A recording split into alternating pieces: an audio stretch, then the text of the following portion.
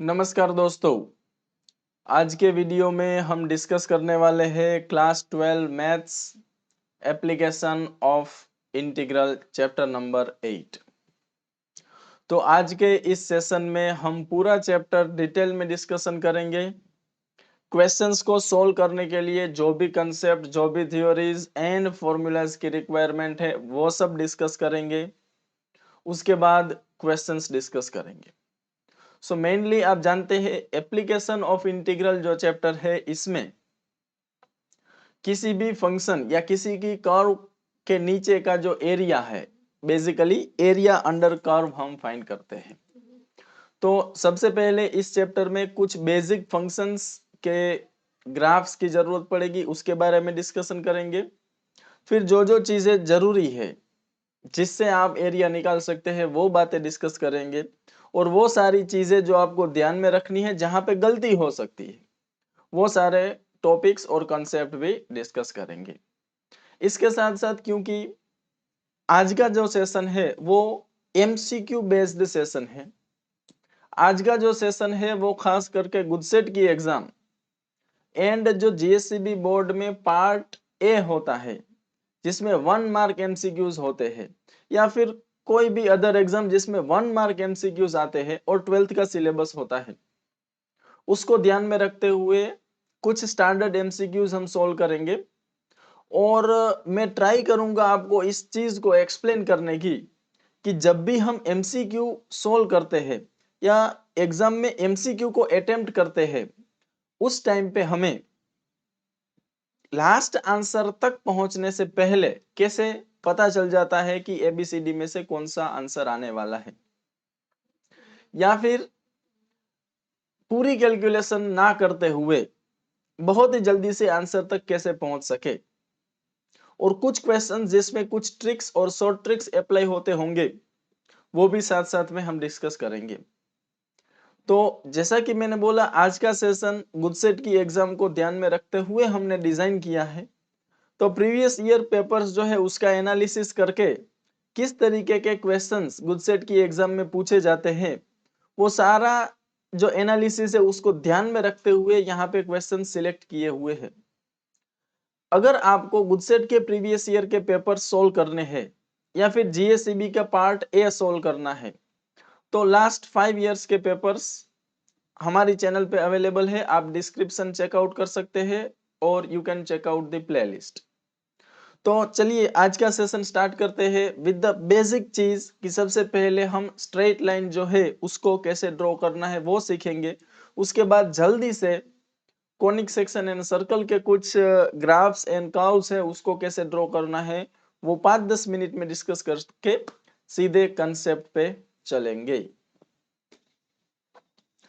तो सबसे पहले हम बात करेंगे स्ट्रेट लाइन के बारे में।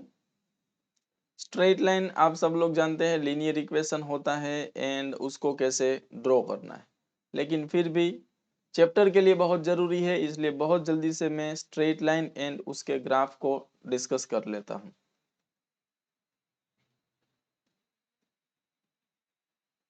स्ट्रेट लाइन है वो बेसिकली लीनियर इक्वेशन से बनता है और लीनियर इक्वेशन का standard form ax plus B Y plus C equal to 0 होता है, जिसमें a b एंड c जो है वो कोई भी रियल नंबर हो सकता है।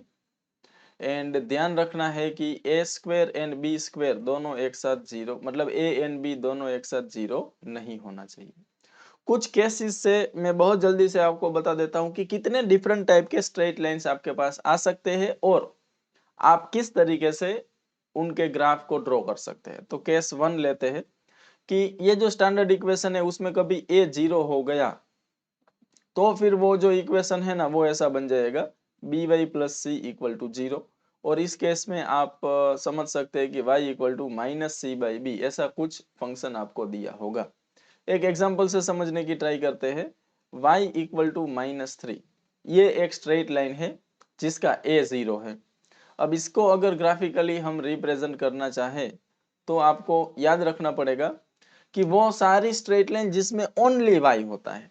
जनरली स्ट्रेट लाइन जो है उसका इक्वेशन जो है ना वो लीनियर इक्वेशन होता है। लीनियर इक्वेशन में दो वेरिएबल होते हैं x एंड y। लेकिन अगर ओनली y है, इसका मतलब वो लाइन y एक्सिस को परपेंडिकुलर होगी।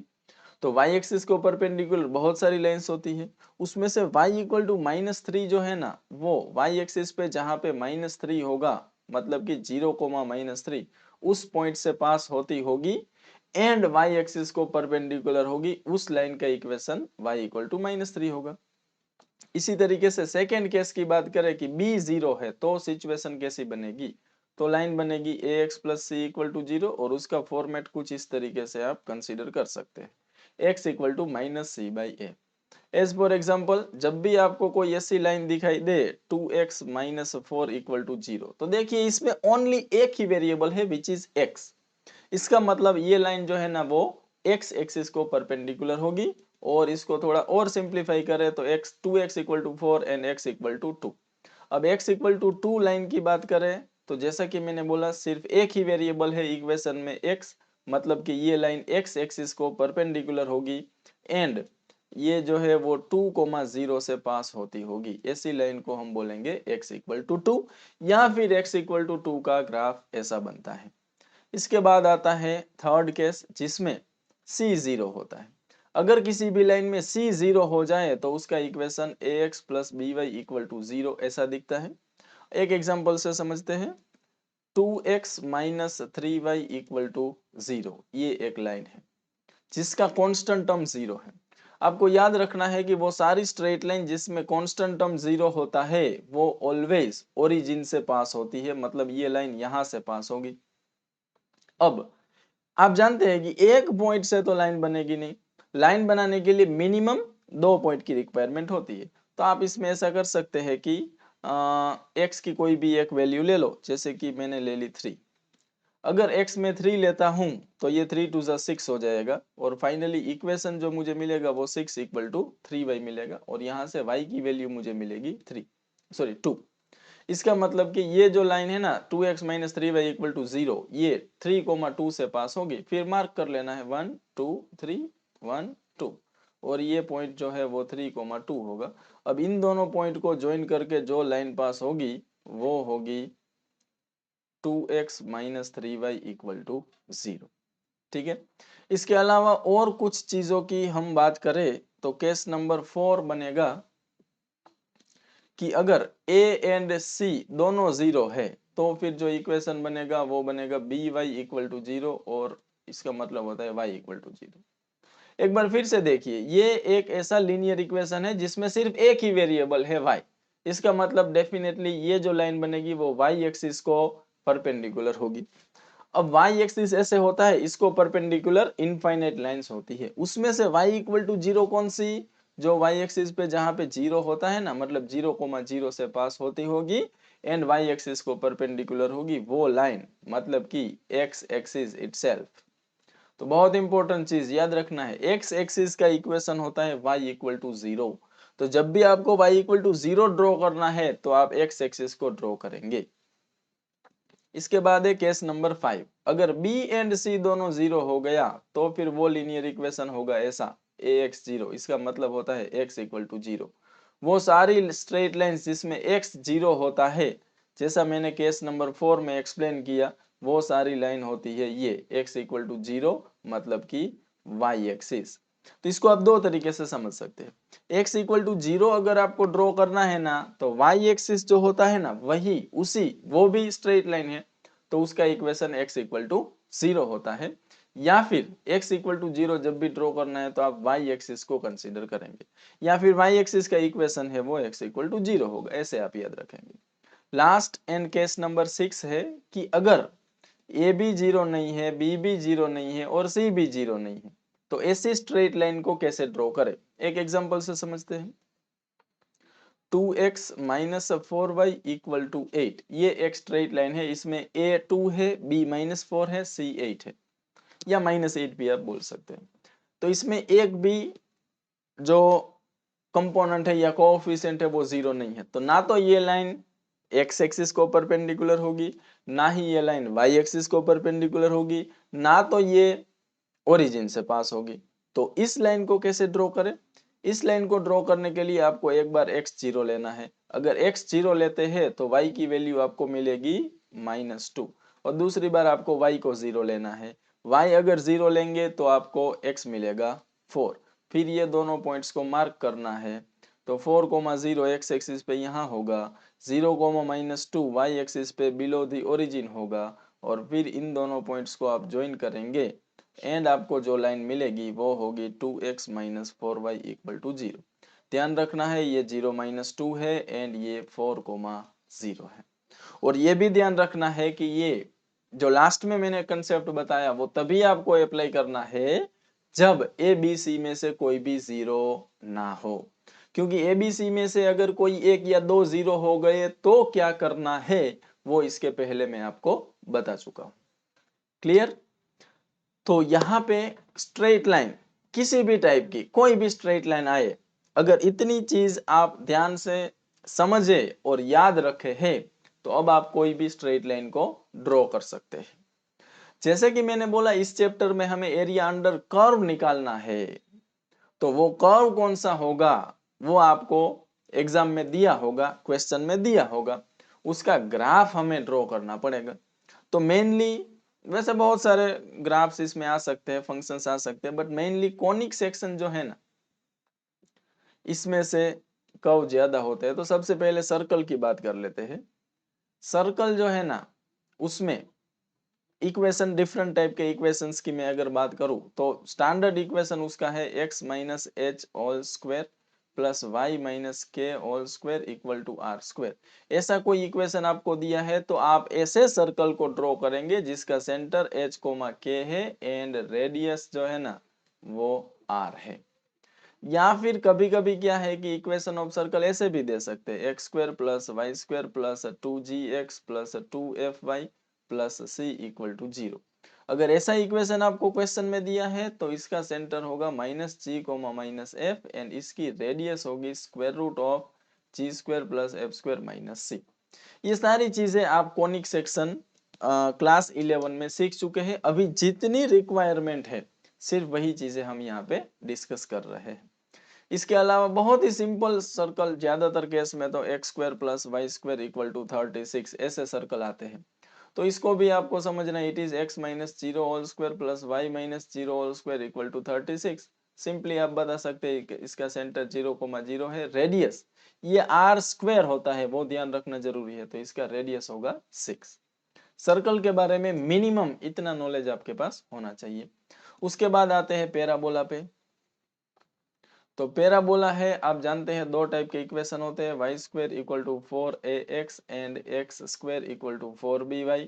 आप ये भी जानते होंगे कि y² = 4ax के दो टाइप के ग्राफ बनते हैं। उसका ग्राफ जो है वो ऐसा भी हो सकता है या फिर ग्राफ है वो ऐसा भी हो सकता है, यहाँ पे ओरिजिन को टच करके निकलेगा। तो जब a ग्रेटर देन 0 होगा तो ग्राफ ऐसा बनेगा, और अगर a लेस देन 0 है तो ग्राफ ऐसा बनेगा। अब यहाँ पे अगर आपको देखने में प्रॉब्लम ना हो तो मैं थोड़ा सा प्रॉब्लम तो होगा, लेकिन चलिए, x² = 4by का ग्राफ होता है ऐसा, अपवर्ड पैराबोला या फिर डाउनवर्ड पैराबोला। अगर b की वैल्यू ग्रेटर देन 0 है तो ऐसा पैराबोला बनेगा, और b की वैल्यू लेस देन 0 है तो ऐसा बनेगा। क्लियर? चलिए अब बात करते हैं इलिप्स के बारे में।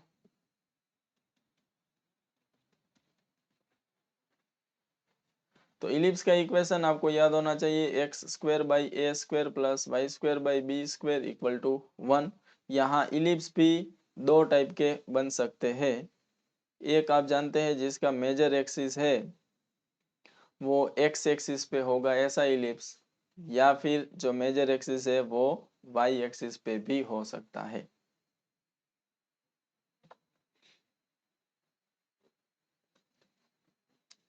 तो इलिप्स मेनली दो टाइप के होते हैं, एक ये वाला इलिप्स और दूसरा जो है इलिप्स वो ऐसा भी हो सकता है। इक्वेशन दोनों का सेम ही होगा, लेकिन ऐसा इलिप्स कब बनेगा, if a is greater than b। ऐसा कब बनेगा, if b is greater than a। Clear? तो इक्वेशन को देख के आपको ग्राफ ड्रॉ कर लेना है। इसके अलावा और एक इम्पोर्टेंट चीज कि ये जो पॉइंट है ना, इसको बोलते हैं a,0 और ये वाला जो पॉइंट होगा वो होगा -a,0। ये जो पॉइंट है ये 0,b होगा और ये पॉइंट जो होगा वो 0,-b होगा। ये 0,0 होगा जिसको सेंटर ऑफ इलिप्स बोलते हैं। बाजू में जो इलिप्स आपको दिख रहा है उसमें भी उसके वर्टेक्स और मतलब एक्स वाई एक्सिस के साथ जो इंटरसेक्टिंग पॉइंट्स होंगे वो ऐसे ही होंगे। इलिप्स के बारे में इतना बेसिक नॉलेज आपके पास होना चाहिए। एंड लास्ट जो हम बात करने वाले हैं वो है हाइपरबोला। तो हाइपरबोला का इक्वेशन भी कुछ इलिप्स जैसा ही होता है, x² / a² - y² / b² = 1। इसमें इलिप्स में यहाँ पे प्लस आता है, हाइपरबोला में माइनस आता है। इसमें भी दो टाइप के हाइपरबोला बन सकते हैं, लेकिन हाइपरबोला पे आई थिंक बहुत कम या 0 क्वेश्चन भी आप मान सकते हैं, लेकिन फिर भी हम एक बार डिस्कस कर लेते हैं। ये जो ऊपर इक्वेशन, अच्छा इसमें ए बी की वैल्यू पे डिपेंड नहीं करता है। ये x² / a² - y² / b² = 1, ऐसा अगर इक्वेशन है तो हाइपरबोला ऐसा बनेगा। यहाँ पे -a,0 होगा, ये a,0 होगा एंड सेंटर जो है वो 0,0 होगा। दूसरे टाइप का जो हाइपरबोला है वो ऐसा भी हो सकता है, y² - y² / b² - x² / a² = 1, और इसका जो ग्राफ है ना वो बनता है ऐसे।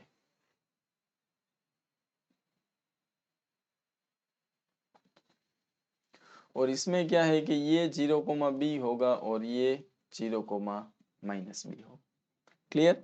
तो ये हमने बात की जो मिनिमम रिक्वायरमेंट है चैप्टर को समझने के लिए इसके बारे में। सबसे पहले स्ट्रेट लाइन, उसके बाद circle, parabola, ellipse and hyperbola. ये बहुत अच्छे से पहले आपको समझना पड़ेगा, इसके बाद चैप्टर में हम आगे जा सकते हैं। चलिए, तो अब बात करते हैं एप्लीकेशन ऑफ इंटीग्रल की।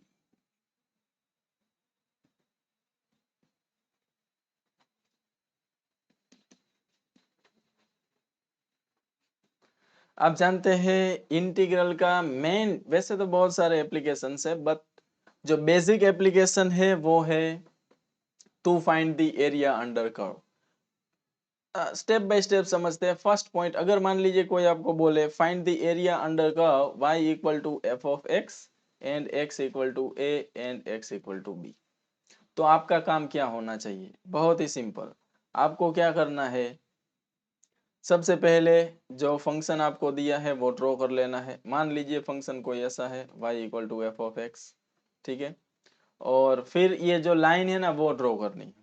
अब याद करिए, सबसे पहले तो हमें समझना पड़ेगा कि ये स्ट्रेट लाइन का इक्वेशन है x = a।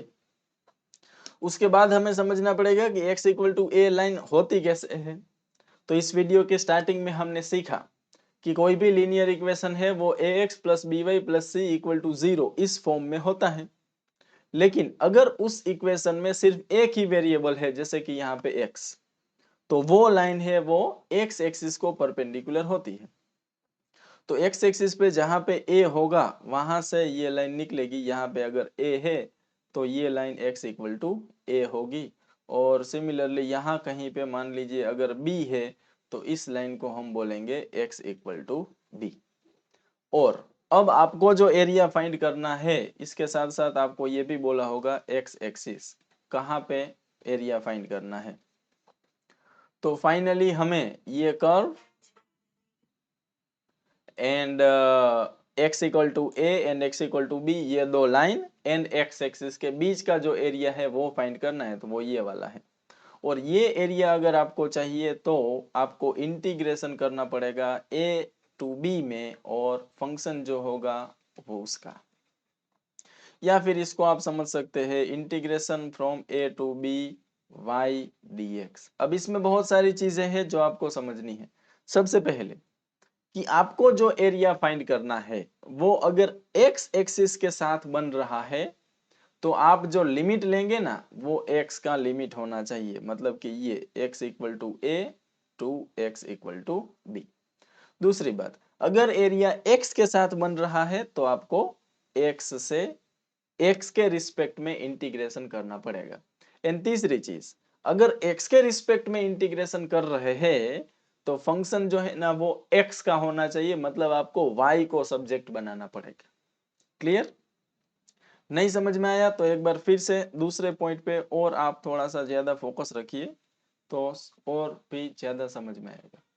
सेकेंड पॉइंट है कि अगर आपको x equal to F of Y ऐसा फंक्शन दिया है, y equal to A Y equal to B ऐसा लिमिट दिया है और बोले कि y एक्सिस के साथ जो एरिया बन रहा है ना वो एरिया हमें चाहिए, तो सबसे पहले तो आपको जो फंक्शन दिया है उसको ड्रॉ करना पड़ेगा। मान लीजिए जो फंक्शन है वो कुछ इस तरीके से है, जो इसको फंक्शन तो नहीं बोल सकते बट एफ ऑफ वाई जो कर्व है वो ऐसा है।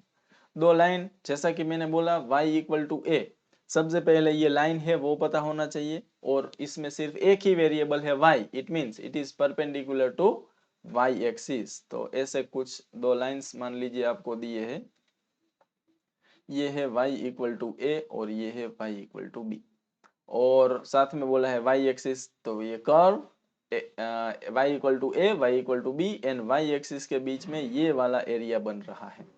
और ये एरिया अगर आपको फाइंड करना है तो आपको, क्योंकि ये एरिया जो है वो y एक्सिस के साथ बन रहा है तो आपको लिमिट y का लेना पड़ेगा, y इक्वल टू ए से y इक्वल टू बी, आपको y के रिस्पेक्ट में इंटीग्रेट करना पड़ेगा और फंक्शन या कर्व जो दिया है उसमें से x को सब्जेक्ट बनाना पड़ेगा। ये बहुत इंपॉर्टेंट चीज मैं आपको बता रहा हूं। क्लियर? क्वेश्चंस करेंगे तो और आपको अच्छे से समझ में आएगा। अब तीसरा पॉइंट जो है वो भी बहुत जल्दी से डिस्कस कर लेते हैं, क्योंकि ये चैप्टर जो है ना इसमें कंसेप्ट बहुत ज्यादा है नहीं, सिर्फ तीन ही कंसेप्ट है। एक कि एक्स एक्सिस के साथ जो एरिया बन रहा है वो कैसे फाइंड करें, फर्स्ट पॉइंट हमने डिस्कस किया। सेकंड, वाई एक्सिस के साथ जो एरिया बन रहा है वो कैसे फाइंड करना है, second point. And third and last point of the chapter is area bounded between two curves. तो थर्ड पॉइंट पे हम डिस्कस करेंगे area bounded between two curves. ये कैसे फाइंड करें? तो इसमें आपके पास दो कर्व होंगे, y1 equal to f1x and y2 equal to f2x। ऐसे दो कर्व आपको दिए होंगे और बोले कि इन दोनों के बीच में जितना भी एरिया बन रहे हैं ना वो फाइंड करो। तो मान लीजिए कि सिचुएशन कुछ इस तरीके से है, ये एक फंक्शन है f1 या y1 और ये जो है ना ये दूसरा फंक्शन है y2, और इन दोनों के बीच में आप देख पा रहे होंगे इतना एरिया बन रहा है। ये एरिया हमें फाइंड करना है। तो सबसे पहले तो आप देखिए कि ये जो एरिया है ना वो किन दो लाइन के बीच में बन रहा है। तो आप देख पा रहे होंगे कि एक लाइन है ये और एक लाइन है ये, इन दोनों के बीच में एरिया बन रहा है। और आपको ध्यान रखना है कि जब भी दो कर्व के बीच का एरिया फाइंड करना है ना तो उसके इंटरसेक्टिंग पॉइंट पे ही लिमिट लगेगा। ठीक है? तो सबसे पहले तो आपको इंटरसेक्टिंग पॉइंट्स फाइंड करने पड़ेंगे। मान लीजिए ये दो पॉइंट्स जो है ना वो आपको मिले हैं x equal to A and x equal to B. तो जब भी आपको एरिया फाइंड करना है तो क्या करेंगे, आप इंटीग्रेशन करेंगे फ्रॉम ए टू बी में। किसका इंटीग्रेशन करना है तो ध्यान से देखिए। सबसे पहले ऊपर वाले कर्व को देखिए, यहाँ पे आपके पास जो कर्व है वो y1 है। अगर आपने y1 को इंटीग्रेट किया विथ रिस्पेक्ट टू x तो क्या होगा, y1 जो कर्व है ना वो x एक्सिस के साथ जितना भी एरिया बना रहा है वो पूरा एरिया मिल जाएगा। लेकिन हमें पूरा एरिया नहीं चाहिए, ये वाला पोर्शन जो है वो हमें नहीं चाहिए। तो जहां पे क्रॉस किया है वो कौन सा है, it is area bounded by this curve with X axis. तो ये वाला एरिया माइनस करना पड़ेगा, मतलब कि ए टू बी में y2 कर्व को x के रिस्पेक्ट में इंटीग्रेट करने से आपको जो एरिया मिल रहा है वो एरिया जब ये टोटल एरिया में से माइनस कर देंगे तो दो कर्व के बीच का जो एरिया है वो आपको मिल जाएगा। इन शॉर्ट, जब भी आपको area bounded between two curves find करना है तो आप ए टू बी में first curve minus second curve करेंगे। ऐसा करने से आपको area bounded between two curves मिलता है। क्लियर? जब हम क्वेश्चंस करेंगे तो ये तीनों अलग अलग टाइप जो हमने किए हैं, area bounded with X axis, area bounded with Y axis and area bounded between two curves, ये सारी चीजें मैं आपको डिटेल में समझाऊंगा। ठीक है, अब एक लास्ट नोट है छोटा सा, वो देख के सीधे हम क्वेश्चन पे चलेंगे, लेकिन नोट है बहुत इंपॉर्टेंट, इसलिए ध्यान से देखना। देखिए,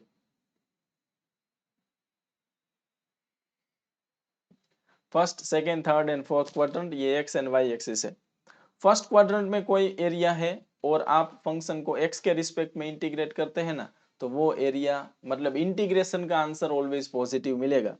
आप जानते होंगे कि इंटीग्रेशन का जो आंसर है ना, it can be positive, zero और negative, but area should be always positive और जीरो। तो इंटीग्रेशन करने से एरिया तो मिलता है, बट इंटीग्रेशन का वैल्यू कुछ भी होता है, तो एरिया फाइंड करते टाइम आपको बहुत केयरफुल रहना पड़ेगा, और ये नोट उसके लिए आपको हेल्प करेगी।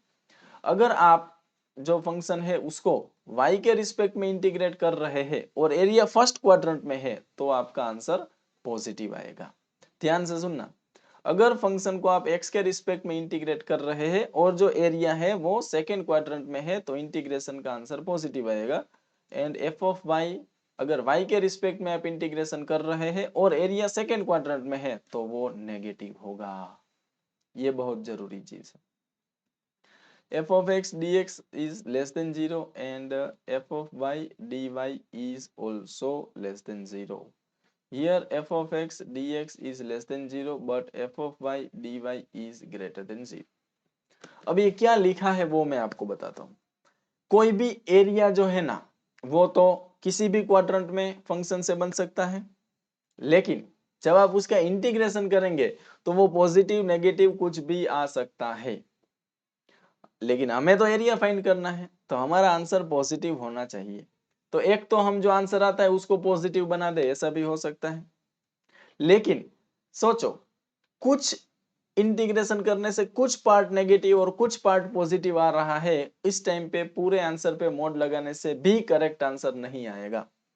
ये चीज अभी मैं एक एग्जांपल लेके आपको समझाऊंगा, लेकिन इससे पहले ये चीज आपको याद रखना बहुत जरूरी है, और ये है बहुत सिंपल। जब आप किसी भी फंक्शन को x के रिस्पेक्ट में इंटीग्रेट करते हैं, तो जो एरिया है वो x एक्सिस के साथ बनेगा, वो मिलेगा। वो एरिया एबो x एक्सिस भी हो सकता है, बिलो x एक्सिस भी हो सकता है। अगर किसी भी फंक्शन को x के रिस्पेक्ट में इंटीग्रेट कर रहे हैं और एरिया एबो x एक्सिस है, तो वो पॉजिटिव होगा, उस पे मोड लगाने की जरूरत नहीं। लेकिन जब आप फंक्शन को x के रिस्पेक्ट में इंटीग्रेट करेंगे, जब आपको x के साथ जो एरिया होगा वो मिलेगा, लेकिन अगर वो एरिया बिलो x एक्सिस है तो वो नेगेटिव होगा, और उसको आपको मोड लगा के पॉजिटिव करना है। दूसरी बात, अगर कहीं पे आपको फंक्शन को y के रिस्पेक्ट में इंटीग्रेट करने की जरूरत पड़े, तो आपको देखना है कि जो एरिया मिलने वाला है वो y एक्सिस के साथ जो होगा वो मिलेगा, और अगर वो एरिया y एक्सिस की राइट साइड में बन रहा है तो वो पॉजिटिव होगा, उस पे मोड लगाने की जरूरत नहीं है। लेकिन अगर आप किसी फंक्शन को y के रिस्पेक्ट में इंटीग्रेट कर रहे हैं और y एक्सिस के साथ बाउंडेड एरिया आपको मिल रहा है, और अगर वो y की लेफ्ट साइड में एरिया है, तो वो नेगेटिव होगा, उस पे मोड लगा के उसको पॉजिटिव करना पड़ेगा। अब ये सारी चीजें मैं आपको सिर्फ एक सिंपल एग्जांपल से समझाने की ट्राई करता हूं। देखिए, क्वेश्चन है find area bounded bye f of x equal to sin x, x equal to 0, x equal to 2 pi and x axis. तो सबसे पहले फिगर ड्रॉ करना बहुत जरूरी है भाई इस चैप्टर में। तो साइन एक्स का तो मेनली साइंस के स्टूडेंट से आप तो सबको पता होगा साइन एक्स का ग्राफ, और उसमें ये 0 होता है, ये पाई होता है, ये 2 पाई होता है। ठीक है, तो x इक्वल टू 0 पता है आपको, y axis, this is x equal to 0, और x इक्वल टू 2 पाई भी आपको पता होगा कि ये जो लाइन है ना, ये x इक्वल टू 2 पाई है।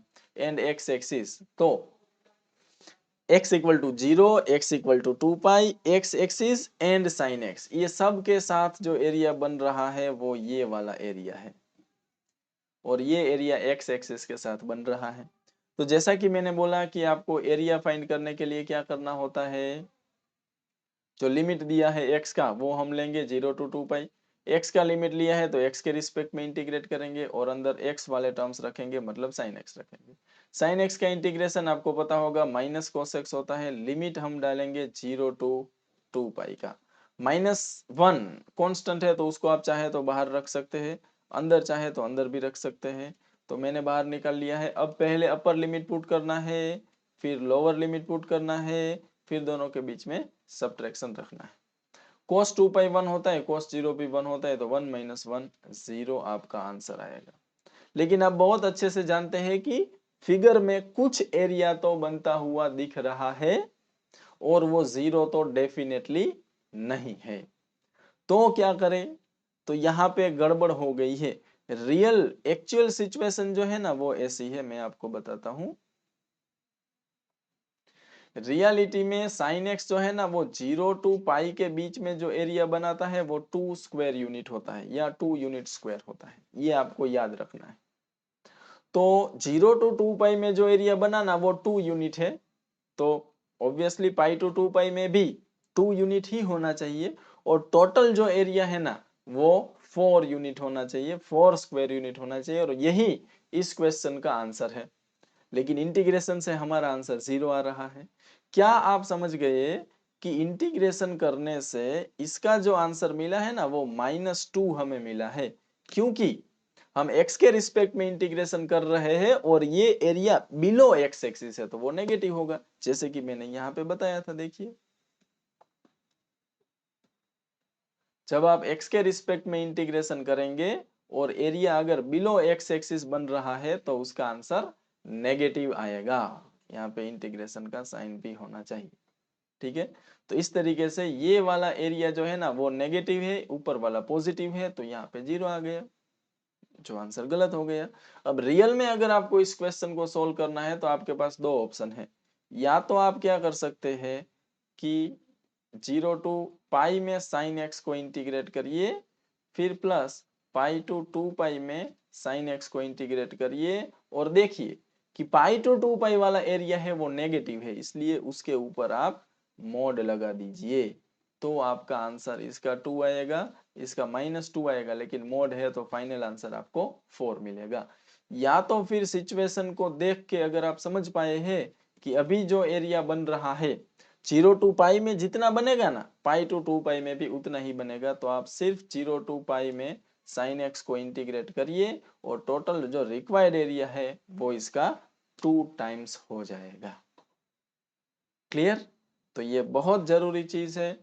मैं आपसे रिक्वेस्ट करूंगा कि अगर सीरियस आप प्रिपरेशन कर रहे हैं तो वीडियो को यहाँ पे पॉज करिए और मैंने जो सारी चीजें बोली है उसको याद करने की ट्राई करिए। जरूरत पड़े तो वीडियो को रिवाइंड करिए और सारी चीजें फिर से देखिए, क्योंकि अभी सीधे हम क्वेश्चन पे जा रहे हैं। और अगर आपका कोई छोटा मोटा डाउट रह भी गया है तो अब आपको एग्जैक्ट क्लैरिफिकेशन और सॉल्यूशन मिल जाएगा। चलिए तो स्टार्ट करते हैं क्वेश्चंस, जिसमें फर्स्ट क्वेश्चन है आपके सामने। Find the area of region bounded by the curve y = x² - 2 x axis and दो लाइंस दिए हैं, ठीक है। तो सबसे पहले बहुत जरूरी है कि आप इसका ग्राफ बनाइए। अब जैसा कि वीडियो के स्टार्टिंग में मैंने आपको बताया था कि straight line, circle, parabola, ellipse, hyperbola equations कैसे होते हैं एंड उसके ग्राफ कैसे होते हैं। तो ये जो इक्वेशन दिया है ना, ये कर्व जो दिया है ये पैराबोला है, और इसका जो ग्राफ है ना वो बनेगा y = x² होता ना तो ओरिजिन से बनता, ये x² - 2 है, मतलब कि ये यहां से ऐसे बनेगा 2 यूनिट नीचे। दिस इज 0, -2, ठीक है। और x axis and x = 1 and x = √2, तो x = 1 जो है ना वो यहाँ पे होगा। और उसके साथ साथ हमें ये भी जानना बहुत जरूरी है कि ये दो पॉइंट्स कौन से हैं, ताकि x = 1 एंड x = √2 ये लाइन कहाँ पे है वो भी हमें पता चले। तो उसके लिए आपको क्या करना पड़ेगा, y 0 लेना पड़ेगा, क्योंकि इस पॉइंट का y कोऑर्डिनेट है ना वो 0 होता है, क्योंकि वो x एक्सिस पे है। तो y 0 ले लेंगे तो x² = 2 मिलेगा, तो x = √2 मिलेगा, मतलब ये पॉइंट √2 है, तो हमें x = √2 जो लाइन ड्रॉ करनी है ना वो यही होगी। क्योंकि जो लाइन का इक्वेशन है उसमें सिर्फ एक ही वेरिएबल है x, तो ये लाइन x को परपेंडिकुलर होगी एंड x इक्वल टू √2 है, तो x एक्सिस पे जहाँ पे √2 होगा वहां से पास होगी। सो फाइनली क्या आप समझे कि ये कर्व, ये दो लाइन एंड x एक्सिस के बीच में जो एरिया बन रहा है वो ये वाला है। और ये एरिया अगर आपको फाइंड करना है तो आपको इंटीग्रेशन करना पड़ेगा फ्रॉम 1 टू √2, क्योंकि आप x का लिमिट ले रहे हैं तो x के रिस्पेक्ट में इंटीग्रेशन करेंगे, अंदर y की वैल्यू रखेंगे। तो 1 to 2 में y मतलब x² - 2, इसको आप इंटीग्रेट करेंगे और फिर इंटीग्रेशन तो आपको आना चाहिए, x³/3 - 2x और लिमिट आ जाएगा 1 to √2 का। फिर सारी वैल्यूज आप मतलब कि डिफाइनाइट इंटीग्रेशन अगर आपको पता है कि पहले अपर लिमिट पुट करते हैं तो 2 का क्यूब मतलब 2√2 होता है -2√2 एंड फिर लोअर लिमिट तो 1/3 - 2 बीच में आएगा माइनस। और ये सबको सोल्व करेंगे तो क्या लगता है, एलसीएम ले लेते हैं हम, तो 3 2 ज़ा 6, 2 - 6 तो -4√2 किस में आ रहा है, वो हमारा करेक्ट आंसर है। देखिए मैंने अभी पूरा कैलकुलेशन नहीं किया है और यहीं से मुझे पता चल गया है कि ऑप्शन बी ही आंसर आने वाला है। एक बार फिर से पूरा कैलकुलेशन करके देखते हैं और यहाँ पे भी एलसीएम ले ले तो 3 2 ज़ा 6, 1 - 6 -5 होता है, लेकिन आगे माइनस है तो माइनस, एक मिनट 3 2 ज़ा 6, 1 - 6 -5 आगे माइनस है तो +5 हो जाएगा एंड /3 हो जाएगा। तो आपका आंसर जो है ना भाई, इसमें थोड़ा सा देखना पड़ेगा। मैंने वहां पे मार्क तो कर दिया है लेकिन ये आंसर गलत होगा। देखिए बहुत ही क्रिटिकल सिचुएशन आ चुकी है फर्स्ट क्वेश्चन में ही, तो आपको ये भी साथ साथ में पता चलना चाहिए कि क्वेश्चन कितने इंपॉर्टेंट है। देखिए आंसर तो हमारा बिल्कुल करेक्ट आया है, मैंने जो गेस किया था वो भी बराबर था, ऑप्शन बी टिक कर दिया है वो भी बराबर ही है, लेकिन एक प्रॉब्लम है। सोचो, मैं बोल रहा हूं कि आंसर ये नहीं है, आंसर करेक्ट जो है ना वो ऑप्शन सी है। कैसे? तो आप जो एरिया बन रहा है ना उसको ध्यान से देखो, वो बिलो एक्स एक्सिस है, इसका मतलब कि एरिया नेगेटिव है, उसके आगे माइनस का साइन लगाना पड़ेगा तब वो पॉजिटिव होगा और आंसर वही होगा। अगर ये ध्यान नहीं गया तो बहुत बड़ा प्रॉब्लम हो सकता है, क्योंकि आंसर में हमारा जो आंसर आया वो ऑप्शन में अवेलेबल था, यहाँ पे गलती होने के चांसेस बहुत ज्यादा है। या फिर अगर आपने ये भी ध्यान दिया होता कि ये 5 है और ये 4√2 है, 4√2 का मतलब 1.41 होता है, तो 4 इंटू 1.41 करेंगे /3 करेंगे तो ये नेगेटिव आंसर है। तो एक बात तो फिक्स है कि ऑप्शन बी तो कभी भी आंसर में नहीं आएगा। बहुत जबरदस्त क्वेश्चन। चलिए आगे बढ़ते हैं। तो फाइनली मैंने देखा कि इधर आंसर नेगेटिव आ रहा है, इसलिए इस पे मोड लगा के एरिया मैंने कर दिया 5 - 4√2/3। चलिए next question, find the area bounded by the line y axis y = 1 and y = 5। तो पहले तो हमें पता होना चाहिए कि y = x ये एक लीनियर इक्वेशन है, इसका ग्राफ एक स्ट्रेट लाइन बनेगा। दूसरी बात कांस्टेंट टर्म 0 है तो ये 0 0 से पास होगी। दूसरा एक पॉइंट भी चाहिए होता है, तो x अगर 1 लेते हैं तो y भी 1 होगा, तो 1, 1 से भी ये लाइन पास होगी। दूसरी बात हमें बोला है कि y = 1 एंड y = 5, ये दो लाइंस x = y ये लाइन एंड y एक्सिस के बीच में जो एरिया बन रहा है वो एरिया हमें फाइंड करना है। तो आपको पता होना चाहिए कि एरिया फाइंड करना है y एक्सिस के साथ, तो हमें y का लिमिट लेना पड़ेगा 1 to 5, y के रिस्पेक्ट में इंटीग्रेशन करना पड़ेगा और x को सब्जेक्ट बनाना पड़ेगा। तो 1 to 5, x को इंटीग्रेट नहीं करना है भाई, x को सब्जेक्ट बनाना है, x की वैल्यू पुट करनी है, तो x की वैल्यू है y। y का integration with respect to y करे तो y² / 2 होता है, लिमिट पुट कर देंगे 1 to 5 का, तो 1/2 कांस्टेंट है, उसको आप बाहर निकाल सकते हैं। पहले अपर लिमिट y के प्लेस पे पुट करो तो 5 का स्क्वायर 25 माइनस 1, सो 1/2 इंटू 24 और ये होता है 12 और आपका आंसर भी है 12। क्लियर। इस क्वेश्चन को आप दूसरे तरीके से भी अगर करना चाहे तो कर सकते थे। हमें जो एरिया फाइंड करना था वो ये वाला, देखिए ध्यान से,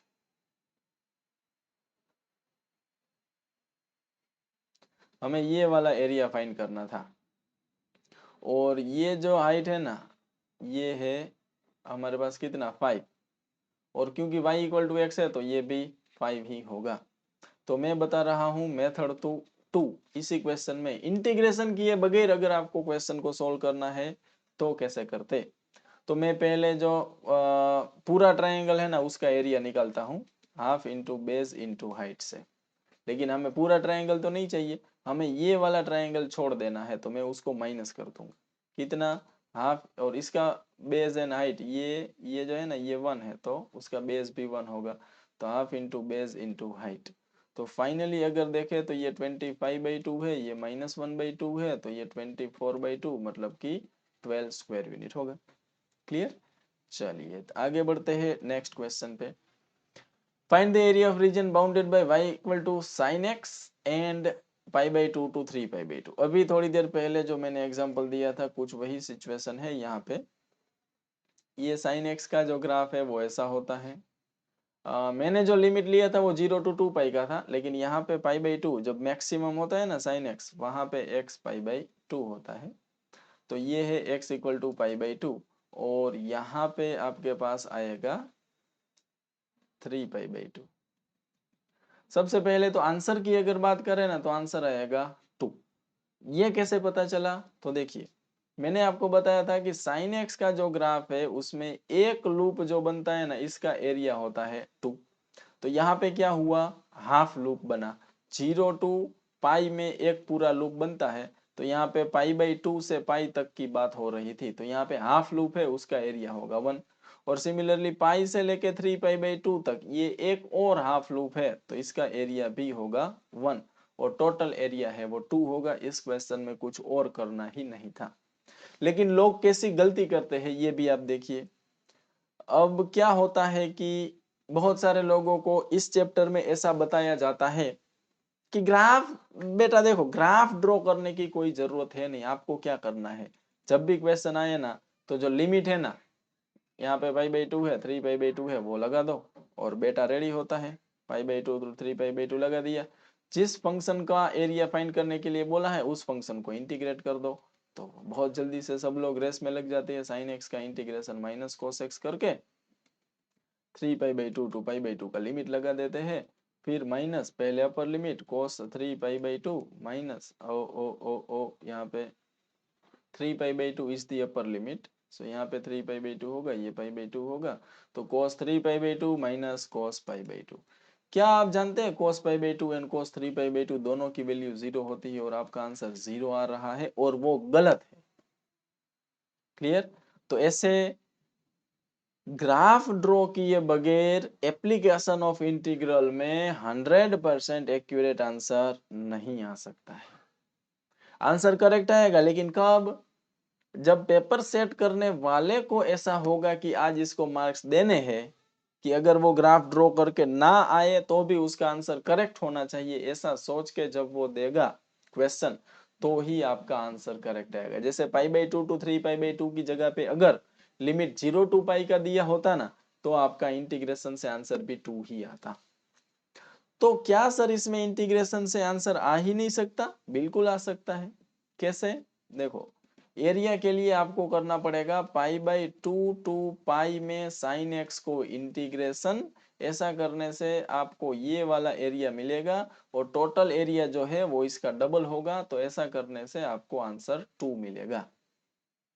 या फिर आपको क्या करना चाहिए, एरिया के लिए π/2 से पाई में sin x को इंटीग्रेट करना चाहिए प्लस आगे पाई से लेके 3π/2 तक में भी sin x को इंटीग्रेट करना चाहिए। लेकिन ध्यान रखना पड़ेगा कि जब आप पाई से आगे 3π/2 तक जा रहे हैं तो एरिया जो बन रहा है वो बिलो एक्स एक्सिस है, उसका आंसर नेगेटिव आने वाला है, तो उसके आगे मोड लगाना पड़ेगा। ये चीज अगर आप समझ गए तो समझिए कि ये चैप्टर आपका हो गया। क्लियर? चलिए आगे बढ़ते हैं नेक्स्ट क्वेश्चन पे। हाँ जी, area of region bounded by this between x equal to 1 and x equal to 3। तो इस टाइम पे थोड़ा सा मॉड्यूलस फंक्शन का ग्राफ भी आपको पता होना चाहिए। तो x इक्वल टू 2 इसका क्रिटिकल पॉइंट है, तो यहाँ पे x इक्वल टू 2 अगर है ना, तो वहां से मोड x का ग्राफ तो आपको पता है v शेप बनता है, तो ऐसा बनेगा। और आपको बोला है x इक्वल टू 1 मतलब कि ये line and x equal to 3 मतलब ये लाइन। एंड x एक्सिस नहीं बोला है लेकिन होना चाहिए, तो x एक्सिस और ये दो line and mode x minus 2, ये वाला एरिया हमें फाइंड करना है। दोनों ट्राइंगल आपको छोटे बड़े दिख रहे होंगे लेकिन ये दोनों सेम, वो ड्राइंग का प्रॉब्लम है।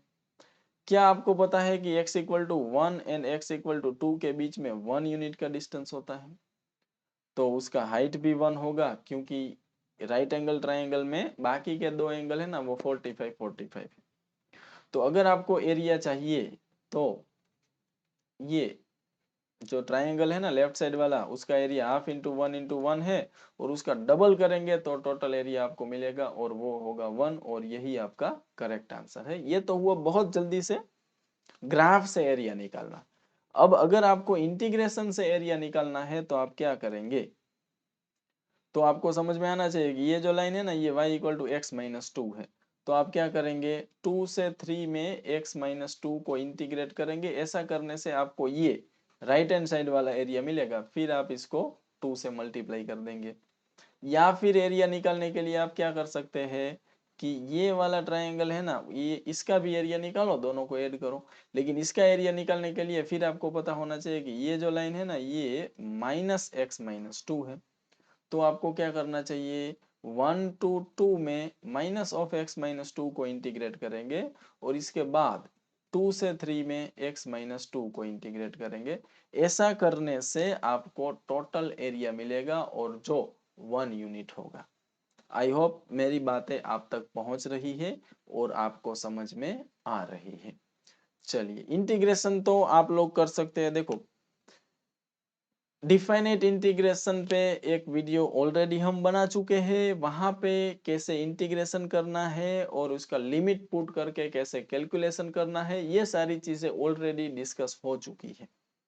और वैसे भी अगर आप एप्लीकेशन ऑफ इंटीग्रल चैप्टर सीख रहे हैं या रिवाइज कर रहे हैं, तो ऐसे सिंपल फंक्शन x माइनस 2 को कैसे इंटीग्रेट करना है वो आपको पता ही होगा। लिमिट पुट करके कैसे कैलकुलेशन करना है वो भी आपको पता ही होगा, तो उसमें हम नहीं जा रहे हैं।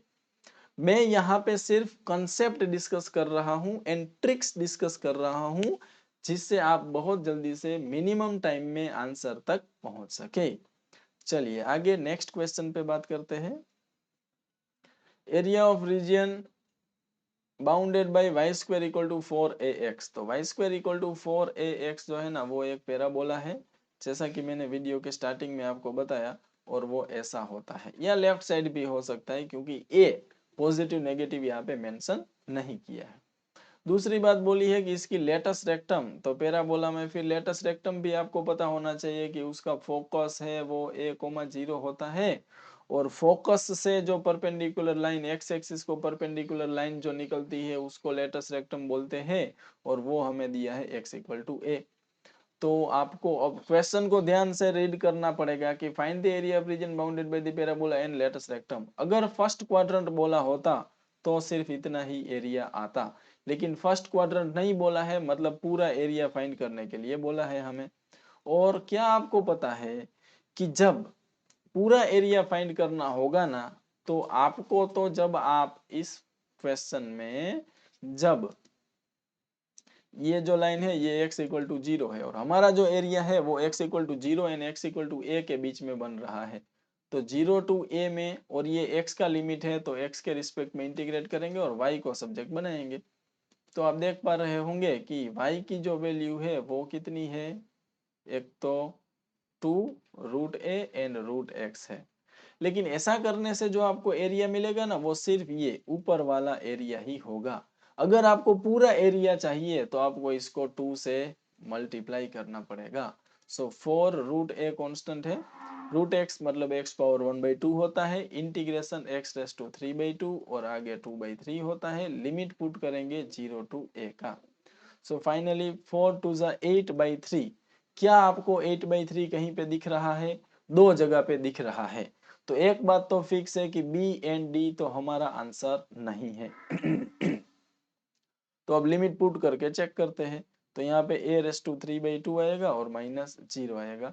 Finally 8/3, a raise to 3/2 and root a का प्रोडक्ट करेंगे तो a स्क्वायर मिलेगा और 8/3 a square is the correct answer. Clear? चलिए आगे बढ़ते हैं नेक्स्ट क्वेश्चन पे। y equal to x minus x square, x equal to 0 and x equal to 1। ये इसके बीच में जो एरिया बन रहा है वो फाइंड करना है। अब ये जो है ना, ये कर्व जो दिया है वो है तो पैराबोला, लेकिन आप में से बहुत सारे लोगों को पता नहीं होगा कि इसका ग्राफ कैसे ड्रॉ करना है। तो क्या करें?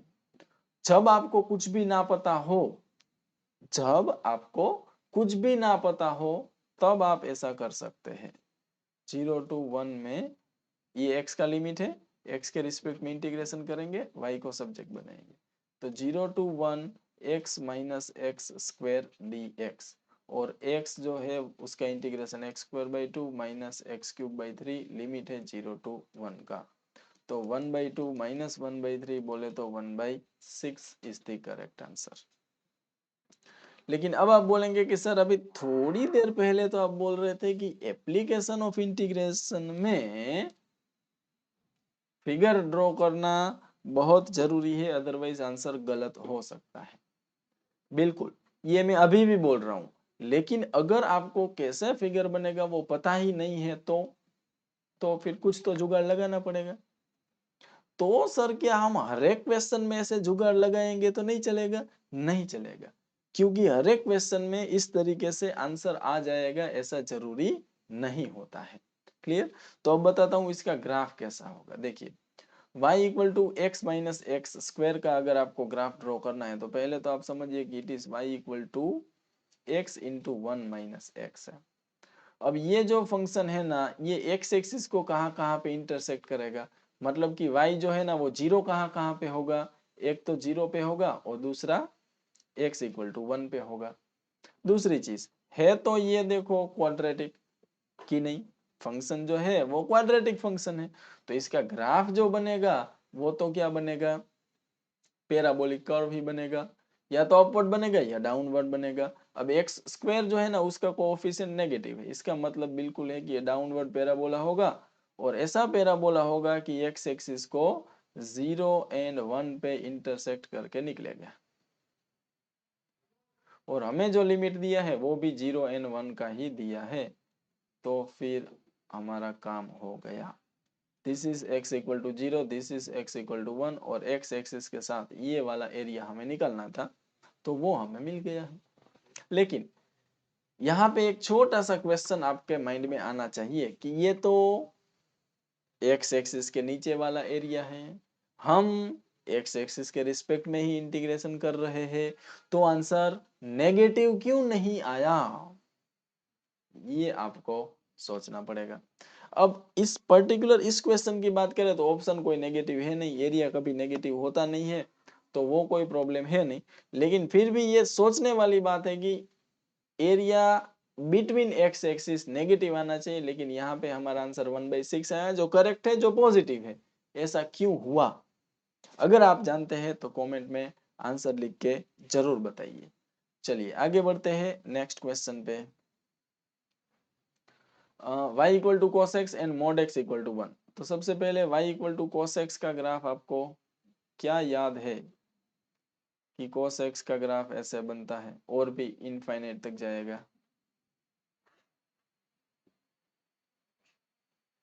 और mod x इक्वल टू 1 का मतलब जानते हैं आप? mod x इक्वल टू 1 का मतलब होता है x इक्वल टू प्लस और माइनस 1, मतलब कि x equal to 1 and x equal to -1। अब आपको पता है कि cos x के ग्राफ में ये 0 होता है और ये जो पॉइंट है ना ये π/2 होता है। π/2 कितना होता है पता है आपको? पाई की वैल्यू 3.14 है, तो 3.14 को 2 से डिवाइड करेंगे ना तो ये 1.57 आएगा। इसका मतलब कि -1 to 1 जो है ना वो दो लाइंस ऐसे कहीं पे होनी चाहिए। This is x equal to 1, this is x equal to -1। और आपको जो एरिया फाइंड करना है वो ये वाला एरिया फाइंड करना है। तो आपको एरिया के लिए क्या करना चाहिए? या तो आप -1 to 1 में इंटीग्रेट करो या सिर्फ 0 to 1 में cos x को इंटीग्रेट करके उसका डबल कर दो तो टोटल एरिया मिल जाएगा। अब आप जानते हैं cos का इंटीग्रेशन तो माइनस साइन एक्स होता है, लिमिट 0 to 1 का आएगा। माइनस को आप बाहर निकाल सकते हैं, साइन 1 माइनस साइन 0। साइन 0 है वो 0 होता है, तो आपका आंसर आएगा -2 साइन 1। क्या आपको पता है कि एरिया जो है वो एबो एक्स एक्सिस है, तो आपका आंसर शुड बी पॉजिटिव, तो इस पे मोड लगाना पड़ेगा and 2 sin 1 is the correct answer. Clear? चलिए आगे बढ़ते हैं नेक्स्ट क्वेश्चन पे। Find the area of region bounded by y equal to x and y equal to x square. Again एक पैराबोला है, एक लाइन है, y equal to x square आपको पता होना चाहिए कि ऐसा पैराबोला बनता है and y equal to x line constant term 0 है, ओरिजिन से पास होगी और 1 से भी पास होगी और इस तरीके से एरिया बनेगा और आपको ये वाला एरिया फाइंड करना है। क्या आपने ऑब्जर्व किया कि अभी तक जितने भी एरियाज आ रहे थे वो either they are bounded with x axis और बाउंडेड विद वाई एक्सिस, और अभी जो इस क्वेश्चन में एरिया आया है ये एक्स एक्सिस के साथ भी नहीं है एंड वाई एक्सिस के साथ भी नहीं है। It is area bounded between two curves. तो ऐसी सिचुएशन में आपको इंटरसेक्टिंग पॉइंट से वर्टिकल लाइंस ड्रॉ करनी है। तो जो फर्स्ट लाइन है वो तो हमें पता है y एक्सिस है, उसका इक्वेशन x इक्वल टू 0 होता है। ये लाइन कौन सी है वो नहीं पता है, उसके लिए ये पॉइंट का x कोऑर्डिनेट चाहिए और इसके लिए इंटरसेक्टिंग पॉइंट के लिए आपको इक्वेशन 1 एंड 2 को सॉल्व करना पड़ेगा। दोनों साइड y को कंपेयर करें तो x equal to x square आएगा, तो इसको x square minus x equal to 0 बोल सकते हैं। x कॉमन लेंगे, x माइनस 1 इक्वल टू 0 आएगा, तो x इक्वल टू 0 और x इक्वल टू 1 ये दो पॉइंट पे इंटरसेक्शन होगा ये दोनों फंक्शन का, तो ये दो पॉइंट पे हो रहा है x equal to 0 and x equal to 1। अब अगर आपको ये एरिया चाहिए तो आप क्या करेंगे, 0 to 1 में इंटीग्रेट करेंगे। ऊपर जो कर्व है वो है y1 और नीचे है वो y2, ये ध्यान रखना पड़ेगा। अब y2 माइनस y1 भी हो गया तो कोई प्रॉब्लम नहीं होगा क्योंकि ये आंसर नेगेटिव आएगा, उसको हम पॉजिटिव कर देंगे। मतलब ये है कि ऊपर जो कर्व है ना, ऊपर कौन है, ये लाइन, लाइन जो है ना वो ऊपर है, तो लाइन मतलब y equal to x minus नीचे है पैराबोला मतलब एक्स स्क्वायर, इसको आपको इंटीग्रेट करना पड़ेगा बहुत easily. X square by 2 minus x cube by 3, limit है 0 to 1 का, और लिमिट पुट करेंगे अपर लिमिट तो ऐसा होगा, लोअर लिमिट पुट करने से 0 हो जाएगा और 3 minus 2 again 1/6 is the correct answer. Clear? चलिए तो आगे बढ़ते हैं नेक्स्ट क्वेश्चन पे। X square plus Y square equal to 4। क्या आपको लगता है कि ये आपने देखा हुआ इक्वेशन है? ये एक सर्कल का इक्वेशन है और इसका सेंटर 0,0 है एंड रेडियस जो है ना वो 4 नहीं 2 है, तो ये पॉइंट 2,0 होगा क्योंकि ये रेडियस 2 यूनिट है।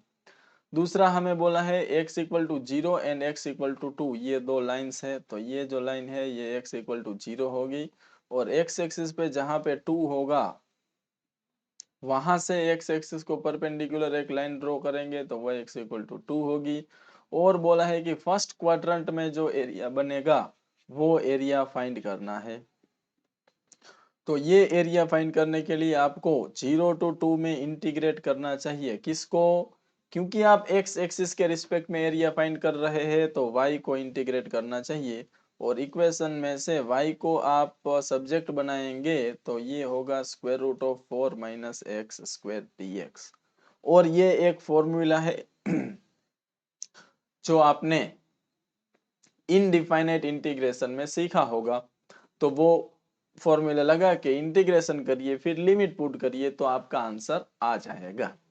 लेकिन अगर आप समझदार है तो इस क्वेश्चन में कभी भी इंटीग्रेशन नहीं करेंगे। बहुत ही इंपॉर्टेंट चीज, एप्लीकेशन ऑफ इंटीग्रल एक ऐसा चैप्टर है जिसमें अगर आप मिनिमम इंटीग्रेशन का यूज करेंगे तो भी बहुत सारे क्वेश्चंस हो जाएंगे। जैसे कि इस क्वेश्चन में जो रिक्वायर्ड एरिया है ना, वो आप एक तरीके से समझिए, एरिया ऑफ सर्कल पूरा लेके जो पाई आर स्क्वायर होता है उसको 4 से डिवाइड कर देंगे तो आपको फर्स्ट क्वाड्रेंट का एरिया मिल जाएगा। मतलब pi by 4 into r square, radius है 2, 2 का स्क्वायर 4 होगा तो 4 4 कट हो जाएगा और पाई आपका आंसर होगा। इसमें कुछ भी इंटीग्रेशन करने की जरूरत नहीं थी। चलिए आगे बात करते हैं। Y square equal to 2x is the parabola, और ये ऐसा राइट साइड वाला पैराबोला बनेगा। आपको बोला है कि ये curve y axis and the line y equal to 3, तो y equal to 3 line y को परपेंडिकुलर और इस तरीके से कुछ होता है। तो ये line parabola and y axis के बीच में ये वाला एरिया बनता है, और ये एरिया अगर आपको फाइंड करना है तो y का लिमिट लेना पड़ेगा, y के रिस्पेक्ट में इंटीग्रेशन करना पड़ेगा, x को सब्जेक्ट बनाना पड़ेगा। तो फाइनली आप बहुत इजीली समझ पाएंगे 0 to 3 में आपको वाई स्क्वायर बाई 2 को इंटीग्रेट करना है, क्योंकि x को सब्जेक्ट बनाएंगे तो वाई स्क्वायर बाई 2 होगा। 1/2 कांस्टेंट है, इसको बाहर निकाल सकते हैं। वाई स्क्वायर का इंटीग्रेशन वाई क्यूब बाई 3 होता है। लिमिट है 0 to 3 का। एक बार फिर से 3 को भी आप कॉमन निकाल सकते हैं एंड y की जगह पे 3 रखेंगे तो 3 3 जा 9 3 जा 27 या 3 इंटू 3 इंटू 3, लोअर लिमिट 0 है। सो ये 3 2 जा 6 और 3 इसके साथ कट हो जाएगा। 9/2 इज द राइट आंसर। चलिए जल्दी से आगे बढ़ते हैं नेक्स्ट क्वेश्चन पे। अब क्योंकि 8-10 क्वेश्चन कर चुके हैं, क्वेश्चन नंबर भले आपको 3 दिख रहा है लेकिन ये हम उसके पहले कुछ एग्जांपल्स कर चुके हैं और अब यहाँ से एक्सरसाइज के क्वेश्चन स्टार्ट हुए हैं। तो एटलीस्ट 10 क्वेश्चंस हम कर चुके हैं। कंसेप्ट अब बहुत अच्छे से आपकी समझ में आ जाना चाहिए। अगर अभी भी कंसेप्ट आपको समझ में नहीं आया है तो आपको यहाँ से वीडियो में आगे नहीं जाना चाहिए। एक बार फिर से पहला इंट्रोडक्टरी पार्ट, फिगर कैसे ड्रॉ करना है, कैसे इंटीग्रेशन करना है, ये सारी चीजें आप समझिए। और अगर आपको समझ में आ गया है तो अब हम थोड़ा सा स्पीड इंक्रीज करेंगे ताकि वीडियो का लेंथ ज्यादा ना बढ़े, आपका टाइम ज्यादा वेस्ट ना हो और मिनिमम टाइम में मैक्सिमम क्वेश्चंस आप सोल्व कर पाए। Again y equal to x square आपको पता है पैराबोला है और ये अपवर्ड पैराबोला होगा तो फिगर कुछ ऐसा बनेगा। इसके साथ साथ हमें बोला है x equal to 1 x equal to 3, ये दो लाइन्स है तो ये दोनों x एक्सिस को परपेंडिकुलर लाइंस कुछ ऐसे होगी, x equal to 1 x equal to 3, और x एक्सिस भी बोला है, मतलब कि ये वाला एरिया हमें फाइंड करना है। और ये एरिया अगर आपको फाइंड करना है तो आपको 1 से लेके 3 तक में y को इंटीग्रेट करना चाहिए, और y अभी हमारे पास है एक्स स्क्वायर। एक्स स्क्वायर का इंटीग्रेशन होता है एक्स क्यूब बाई 3, लिमिट है 1 to 3 का। 1/3 कांस्टेंट को बाहर निकालो, 3 3 जा 9 3 जा 27 माइनस लोअर लिमिट 1 का क्यूब 1, 27 में से 1 जाएगा तो 26 और डिनोमिनेटर में है 3 और 26/3 इज द राइट आंसर। चलिए आगे बढ़ते हैं नेक्स्ट क्वेश्चन पे। y equal to 2 sin x 0 and pi. तो y equal to sine x का ग्राफ तो आपको पता था। क्या 2 sin x का ग्राफ आपको पता है? बिल्कुल पता होना चाहिए कि अगर y equal to sine x है ना, साइन एक्स का आंसर जो है ना वो -1 to 1 के बीच में होता है। इसका मतलब कि ये जो अपर लिमिट है ना साइन एक्स के ग्राफ में 1 होता है और लोअर लिमिट जो है वो साइन एक्स के ग्राफ में -1 होता है। लेकिन अगर हम 2 sin x की बात करें तो इसका आंसर जो है ना वो -2 से 2 के बीच में आएगा, बाकी ग्राफ तो वही रहेगा। मतलब कि ये है 2 और ये है -2। और आपको बोला है 0 to पाई के बीच में, तो यहाँ पे पाई होता है साइन एक्स के ग्राफ में, तो 2 sin x में भी वहीं पे पाई होगा। तो ये जो लाइन है ना ये x इक्वल टू 0 है, ये x इक्वल टू पाई है, ये साइन एक्स है एंड x एक्सिस, मतलब कि ये वाला एरिया हमें फाइंड करना है। क्या आपको पता है साइन एक्स की एक लूप का एरिया 2 यूनिट होता है, लेकिन 2 साइन एक्स की एक लूप का एरिया 4 यूनिट होगा। अगर आपको नहीं समझ में आया तो इंटीग्रेशन से भी हम कर सकते हैं। एरिया के लिए आप 0 टू पाई में इंटीग्रेट करेंगे, फंक्शन है 2 साइन एक्स और एक्स के रिस्पेक्ट में इंटीग्रेट करेंगे। 2 कॉमन है, साइन एक्स का माइनस कोस एक्स होता है, लिमिट है 0 टू पाई का। माइनस भी कॉमन निकालो, कोस पाई माइनस कोस 0, कोस पाई होता है -1, कोस 0 होता है 1, तो -2 इंटू -2 होता है 4, और इस तरीके से आपका रिक्वायर्ड एरिया जो है वो आएगा 4। चलिए नेक्स्ट क्वेश्चन पे चलते हैं। y equal to x plus 1, x axis -3 and 3। तो y इक्वल टू एक्स तो हमने बहुत बार ड्रॉ किया, y equal to x plus 1 उसके जैसा ही होता है, सिर्फ एक यूनिट जो है ना ये लाइन ऊपर चली जाती है, और ये जो पॉइंट है ना ये 0,1 होगा, और ये पॉइंट -1,0 होगा। एक्स एक्सिस के साथ इंटरसेक्टिंग पॉइंट चाहिए तो y 0 ले लो, y एक्सिस के साथ इंटरसेक्टिंग पॉइंट चाहिए तो फंक्शन में x को 0 ले लो। x इक्वल टू -3 एंड 3 के बीच का एरिया चाहिए तो ये है x इक्वल टू 3, और x इक्वल टू -3 है वो इधर लेफ्ट साइड में कहीं पे होगा, ये है x इक्वल टू -3। हमको चाहिए ये एरिया प्लस ये वाला एरिया। तो आप ध्यान से देखिए, ये जो डिस्टेंस है -1 एंड 3 के बीच का वो 4 यूनिट है, तो ये हाइट कितनी होनी चाहिए वो जानने के लिए आप y equal to x plus 1 में अगर x की वैल्यू 3 रखते हैं तो हाइट भी आपको 4 यूनिट ही मिलेगी। तो ये वाला ट्रायंगल है उसका एरिया, और दोनों ट्रायंगल के एरिया का सम करेंगे तो हमें फाइनल एरिया मिलेगा। इसको अगर मैं A2 बोलूं तो A2 का एरिया जो है ना वो half into base into height से इतना मिलेगा, और ये -3 एंड -1 के बीच का जो डिस्टेंस है वो -2, मतलब डिस्टेंस तो 2 ही होता है, तो इसका एरिया है वो हाफ इंटू 2 इंटू 2 होगा। हाफ कॉमन ले ले तो 2 2 सा 4 प्लस 4 4 सा 16, 16 plus 4 20/2, 10 is the correct answer. इसमें भी आपने देखा कि कहीं पे इंटीग्रेशन करने की जरूरत नहीं पड़ी है। इनकेस अगर आपने गलती से भी -3 to 3 में x प्लस 1 को इंटीग्रेट किया तो आपका आंसर गलत आएगा। अगर इंटीग्रेशन से ही आपको करना है तो क्या करना पड़ेगा, फिगर तो ड्रॉ करना ही पड़ेगा, फिर देखना है कि -3 से लेके -1 तक जो x प्लस 1 का एरिया बन रहा है वो नेगेटिव है तो वहां पे मॉड्यूलस लगाना पड़ेगा, और उसके आगे -1 से 3 तक का जो x प्लस 1 का एरिया है वो एबो एक्स एक्सिस है तो वो पॉजिटिव होगा, तो वहां पे मोड लगाने की जरूरत नहीं है। लेकिन अगर गलती से भी, बार बार मैं ये चीज रिपीट कर रहा हूं, एक बार फिर से रेड इंक में लिख के बताता हूं, डेंजर। और यहाँ पे मैं आपको बताना चाहूंगा, गलती से भी अगर आपने -3 to 3 में x प्लस 1 को इंटीग्रेट किया तो आपका आंसर गलत आएगा। ये चीज आप नोट करके रख लेना, और एग्जाम में यही गलती ना हो, सिर्फ इसी चीज का हमें ध्यान रखना है। चलिए आगे बढ़ते हैं। नेक्स्ट क्वेश्चन बहुत पप्पू क्वेश्चन, सारी चीजें आपको बता दी है यहाँ पे कि अगर एक ऐसा, और ये इलिप्स है, ये इलिप्स और ये स्ट्रेट लाइन है, ऐसा इलिप्स एंड ऐसी स्ट्रेट लाइन है तो जो एरिया बनेगा वो ऐसा होगा। ये क्वेश्चन में ही आपको बता दिया है।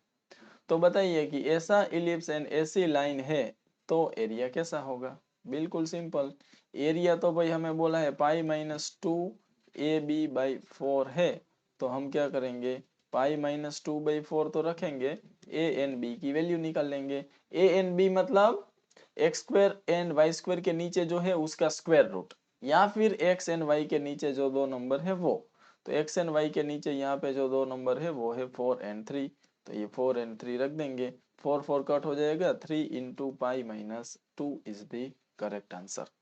अब यहाँ से एक चीज बहुत इंपॉर्टेंट, जो आप अगर समझदार है तो ये याद रख लेंगे, π-2ab/4 होता है जब ऐसा इलिप्स और ऐसी स्ट्रेट लाइन आती है तो उसके बीच का एरिया।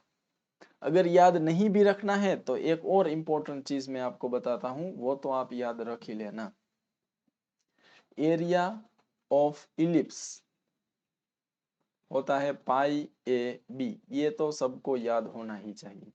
अगर ये याद है ना तो आप क्या कर सकते हैं कि ये इलिप्स है और मैंने बताया था कि ये a,0 होगा, ये 0,b होगा, और ये स्ट्रेट लाइन भी अगर आप कायदे से ड्रॉ करेंगे तो ऐसे ही बनेगी।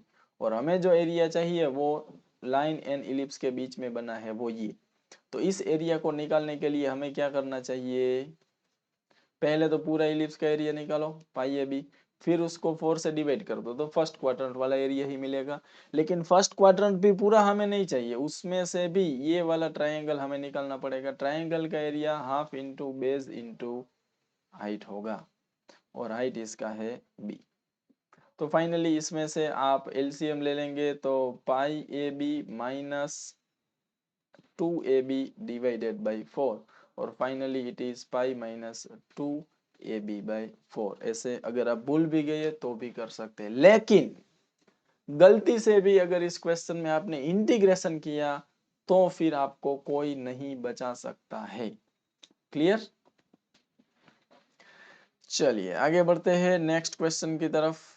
और यहाँ पे आपको बोला है कि find the area bounded by this ellipse in the first quadrant. तो मैंने बोला कि एरिया ऑफ इलिप्स, इसके पहले वाले स्लाइड में ही डिस्कस किया, इलिप्स का एरिया पाई ए बी होता है, लेकिन आपको बोला है कि सिर्फ फर्स्ट क्वाड्रेंट वाला एरिया ही चाहिए, तो इसका फोर्थ पार्ट होगा πab/4।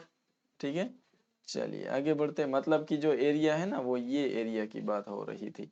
टोटल एरिया πab होता है, अभी सिर्फ इतना पूछा था, तो ये πab/4 होगा। आगे ये क्वेश्चन दूसरी बार आया क्या ना, ये सर्कल एंड इलिप्स के बीच का है, तो ये भी बहुत इंटरेस्टिंग चीज है। देखो उसमें होता है पाई a into a minus B. ठीक है, तो पहले तो आंसर की बात करें तो एरिया होगा पाई इंटू ए मतलब रेडियस ऑफ सर्कल मतलब 5 इंटू 5 माइनस बी, बी मतलब ये इसका स्क्वायर रूट तो 3, तो ये 2 और ये 5 to 10, pi is the correct answer. अब या तो आप इसको याद रखिए कि सर्कल एंड पैराबोला के सर्कल एंड इलिप्स के बीच का जो एरिया बनेगा वो pi a into a minus b होगा। ये बहुत इंपॉर्टेंट चीज है, मैं आपको बता रहा हूं। और अगर आप भूल गए तो आपको क्या करना है वो भी बताता हूं। देखिए ये मान लीजिए सर्कल है जिसका रेडियस ए यूनिट है, और ये जो है ना ये इलिप्स है।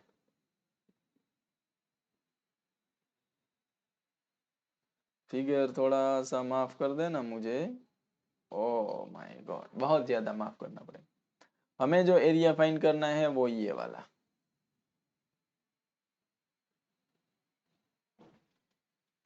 तो बहुत सिंपल बात है भाई लोग, रिक्वायर्ड एरिया कैसे मिलेगा, area of circle minus area of ellipse से मिलेगा।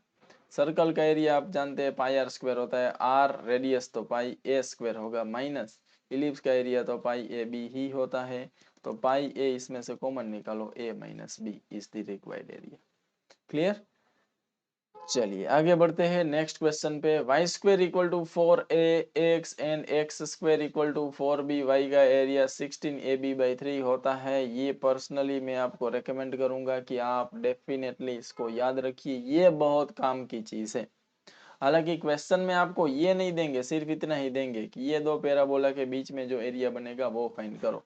तो Y square equal to 4a(x) जो है ना वो ऐसा इलिप्स होता है, और एक्स स्क्वेयर सॉरी हाँ x square equal to 4by है वो ऐसा इलिप्स होता है।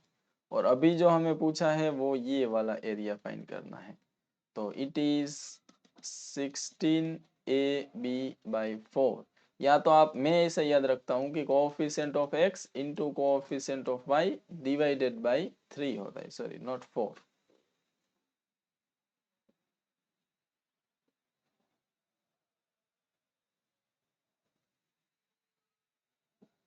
क्लियर? तो अभी ये दो इक्वेशंस को आप देखिए, x square equal to y and y equal to x square, इसमें ये तो दोनों एक ही लिखा,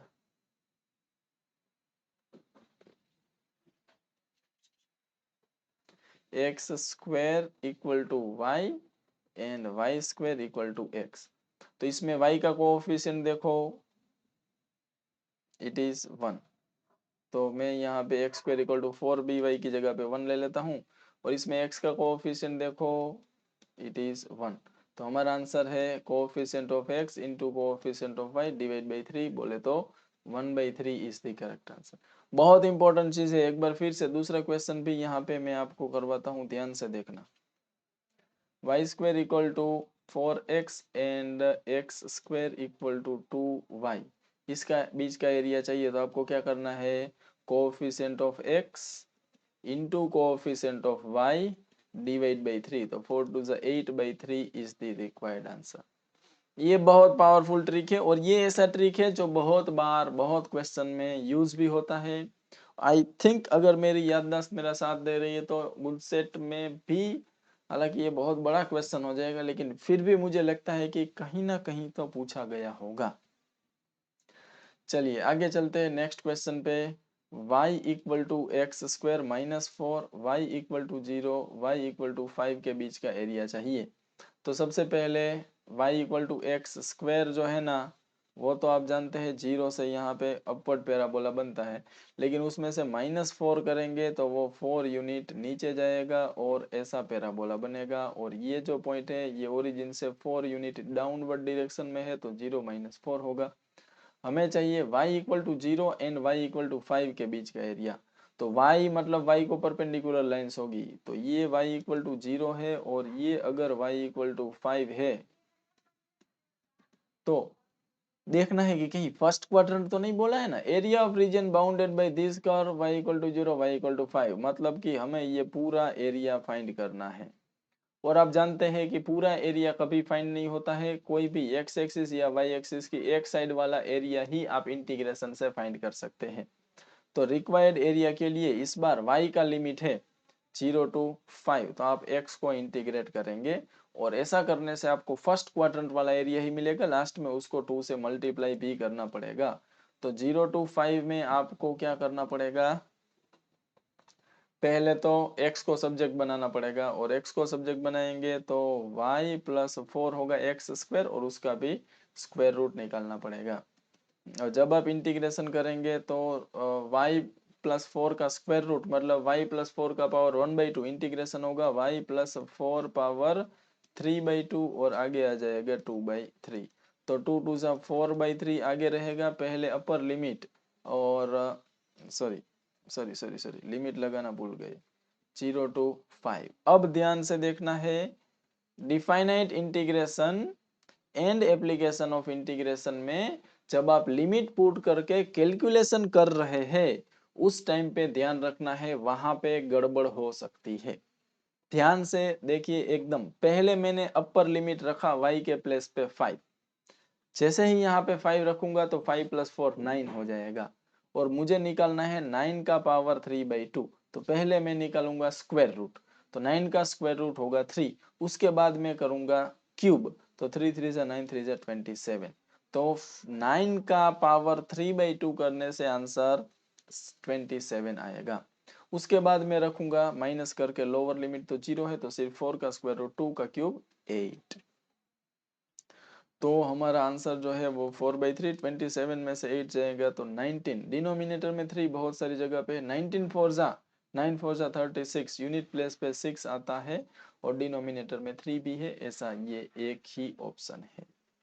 चलिए आगे बढ़ते हैं नेक्स्ट क्वेश्चन पे। y equal to 2 cos x 0 and 2 पाई।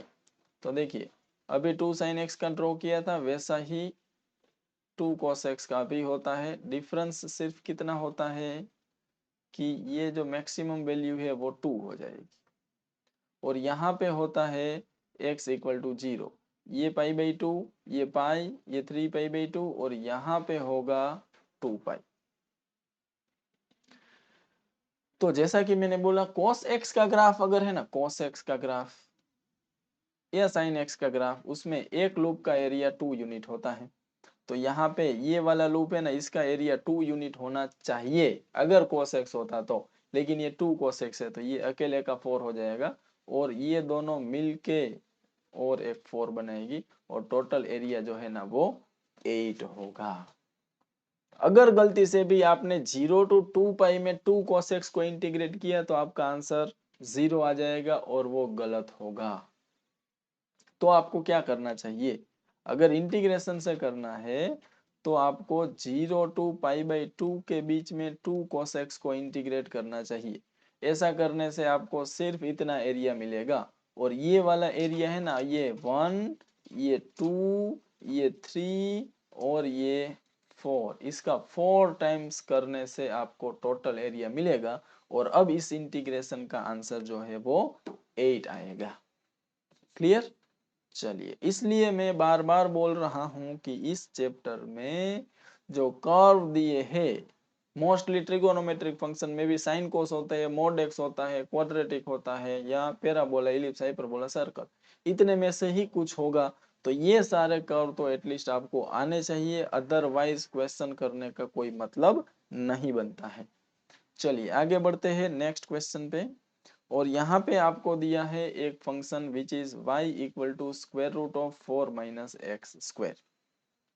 आपको बोला है कि ये सेमी सर्कल जो है ना, वो जो एरिया बनाता है वो फाइंड करो। तो मैं क्या करूंगा, मैं दोनों साइड स्क्वायरिंग कर दूंगा, y square equal to 4 minus x square, फिर एक्स स्क्वायर को इधर ले लूंगा, x square plus Y square equal to 4। मुझे पता चल गया कि ये एक सर्कल है, तो ये सेमी सर्कल होगा और ये सर्कल का रेडियस जो है ना वो 2 यूनिट है।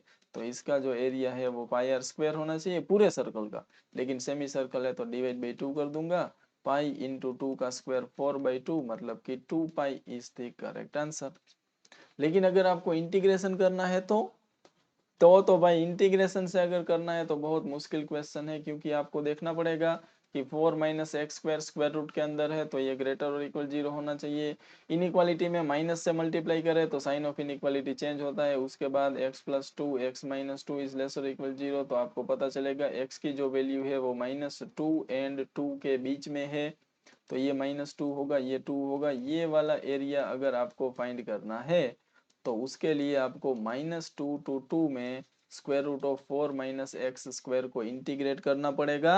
और जो मैं बता रहा था इनडिफाइनाइट की एक फॉर्मूला है, वो formula square root of a square minus x square का जो इंटीग्रेशन होता है वो फॉर्मूला अप्लाई करके लिमिट पुट करेंगे तो आंसर आएगा, लेकिन आंसर 2 पाई ही आएगा।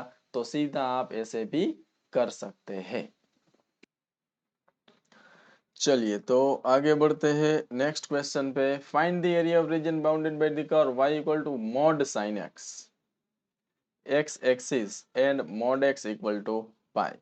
तो सबसे पहले यहाँ पे आपको इतना पता होना चाहिए कि साइन x का जो ग्राफ है ना वो तो ऐसे होता है, बट जैसे ही आप इसके ऊपर मॉड लगाते हैं तो क्या होता है कि जो पॉजिटिव वैल्यू है 0 to π के बीच में वो तो एज इट इज रहती है, लेकिन जो वैल्यू नेगेटिव होती है उस पे मोड लगने से वो पॉजिटिव हो जाता है। इसका मतलब कि मोड साइन एक्स का जो ग्राफ है ना वो ऐसे होना चाहिए। और हमें बात करनी है mode x equal to pi. तो मोड एक्स तो दूसरी बार आया, आपको पता होगा एक्स इक्वल टू प्लस और माइनस पाई होगा।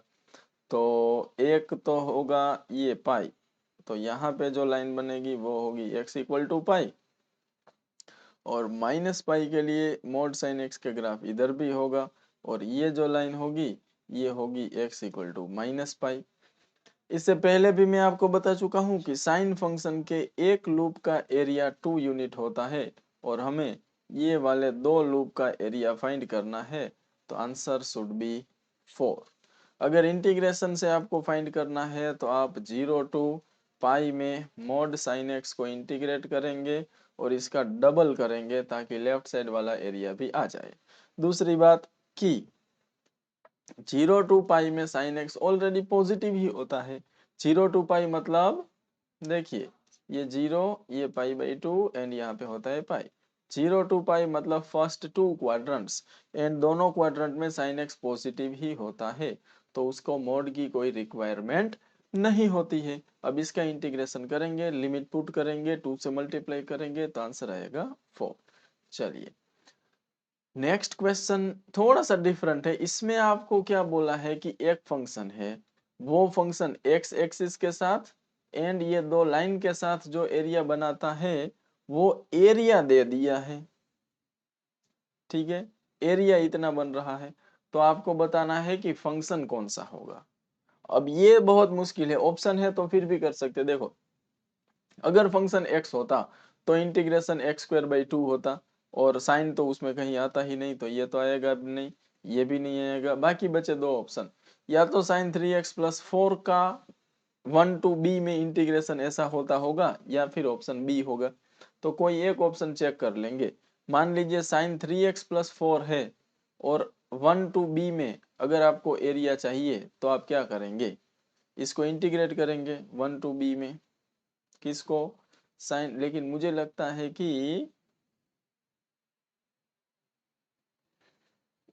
बाजू में जो है ना वो आंसर आना चाहिए, तो मैं ऑप्शन बी के लिए ही इंटीग्रेशन करता हूँ। 3x+4+3 into x minus 1 and cos 3x+4। इसको अगर इंटीग्रेट करे तो नहीं नहीं, ऑप्शन सी को ही करना चाहिए, क्योंकि शायद ऑप्शन सी आंसर होगा, मुझे ऐसा लगता है। तो ऑप्शन सी को अगर मैं इंटीग्रेट करूंगा तो इंटीग्रेशन कॉस होगा, तो फिर प्रॉब्लम हो जाएगा, क्योंकि आंसर में फिर कॉस आ जाएगा, गड़बड़। चलिए वापस ऑप्शन सी को ही अगर मैं इंटीग्रेट करके देखूं तो ऐसा फंक्शन अगर है हमारा, तो उसका इंटीग्रेशन साइन का तो होगा माइनस कॉस 3x+4, एक्स के कोएफिशिएंट से डिवाइड भी करना पड़ता है। फिर यहाँ पे जब इंटीग्रेशन करेंगे तो प्रोडक्ट रूल मतलब इंटीग्रेशन बाय पार्ट से करना पड़ेगा, तो ये u बनेगा और ये v बनेगा। तो x-1 as it is cos का integration sine 3x+4 divide by 3 minus जो u है उसका डिफरेंशिएशन 1 एंड v का integration sine 3x+4 divide by 3 and उसका भी एक बार इंटीग्रेशन करना पड़ेगा।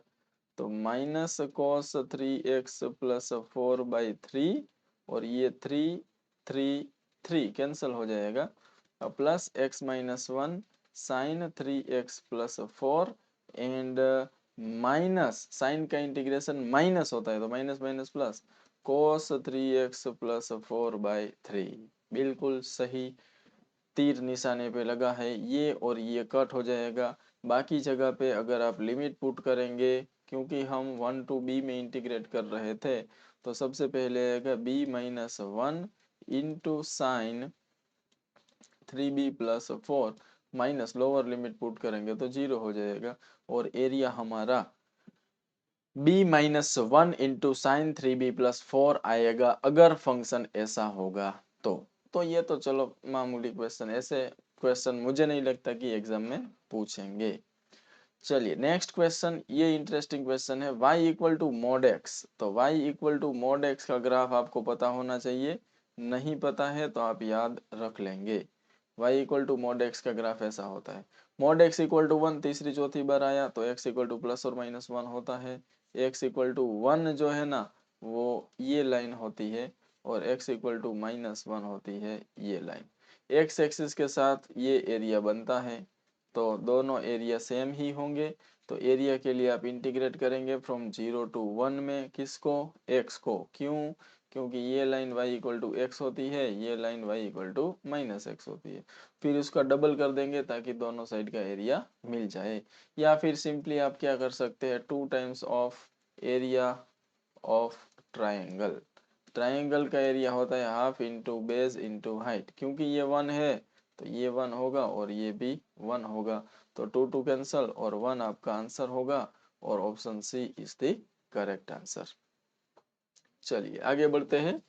हाँ जी, ये और थोड़ा सा डिफरेंट देखिए, area bounded by the curve y equal to, this is called greatest integer function, और लिमिट हमें दिया है x equal to 1 to x equal to 1.9। तो देखिए ग्रेटेस्ट इंटीजर का ग्राफ ऐसे होता है, ये 0 है, ये 1 है और ये 2 है। हमें बोला है 1 से लेके x इक्वल टू 1 से लेके 2 से जस्ट पहले x इक्वल टू 1.9 तक जाना है। तो ये कुछ रेक्टेंगल जैसा बनेगा जिसमें 1 एंड 2 के बीच का डिस्टेंस तो 1 होता है, नहीं 1 एंड 0.9 के बीच का डिस्टेंस 0.9 होता है। तो ये जो डिस्टेंस है ना ये होगा 0.9 और हाइट इसका है 1 यूनिट। तो एक्स एक्सिस के साथ ये वाला एरिया बनेगा और इसका जो इंटीग्रेशन है मतलब कि एरिया जो है वो area of rectangle height into breadth मतलब कि 9/10 आपको मिलेगा। अगर इंटीग्रेशन से करना है तो आपको इंटीग्रेट करना पड़ेगा कहाँ से, 1 से 1.9 के बीच में, किसको, ग्रेटेस्ट इंटीजर x को। अब ग्रेटेस्ट इंटीजर x फंक्शन है, उसके अंदर अगर आप 1 से 1.9 तक की कोई भी वैल्यू रखे तो आंसर तो हर बार 1 ही आने वाला है। 1 का इंटीग्रेशन x होता है, लिमिट 1 to 1.9 का पुट करेंगे तो 1.9 माइनस 1 बोले तो 0.9 बोले तो 9/10। क्लियर। चलिए आगे, अच्छा क्वेश्चन था। नेक्स्ट क्वेश्चन, अब ये खतरनाक, देखिए अब यहाँ पे ट्रांसफॉर्मेशंस की भी जरूरत पड़ती है। मॉड एक्स का ग्राफ ऐसा होता है, फिर अगर उसके आगे माइनस लगाए तो ग्राफ ऐसा हो जाता है और उसमें +1 करे तो ग्राफ 1 यूनिट ऊपर चला जाता है। मतलब फाइनली जो हमें पूछा गया है एरिया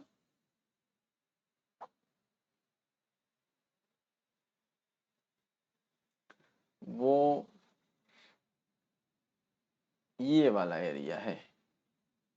ये जो ग्राफ आप देख रहे हैं ना वो इस फंक्शन का है और हमें बोला है area of region bounded by this curve and x axis. तो इसके और एक्स एक्सिस के बीच में ये वाला एरिया बन रहा है।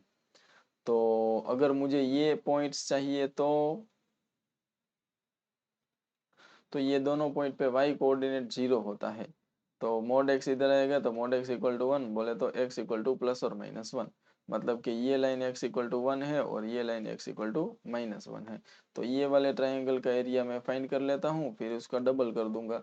तो उस ट्राइंगल का area half into base into height होगा और आंसर आएगा 1, और उसका डबल करें मतलब हाफ का डबल करेंगे तो 1 और आंसर होगा 1। अगर इंटीग्रेशन से करना है तो आपको क्या करना चाहिए, 0 to 1 में इंटीग्रेट करना चाहिए, किसको, तो ये जो लाइन है ना ये 1 माइनस एक्स लाइन है और ये जो लाइन है वो 1 प्लस एक्स है। तो 1 माइनस एक्स या 1 प्लस एक्स किसी को भी इंटीग्रेट करेंगे तो एक साइड के ट्राइंगल का एरिया मिलेगा, फिर उसका डबल करने से आपको फाइनल एरिया और फाइनल आंसर भी मिलेगा। क्लियर। चलिए आगे बढ़ते हैं नेक्स्ट क्वेश्चन पे। y equal to x, x axis, बहुत सिंपल क्वेश्चन पूछ लिया है।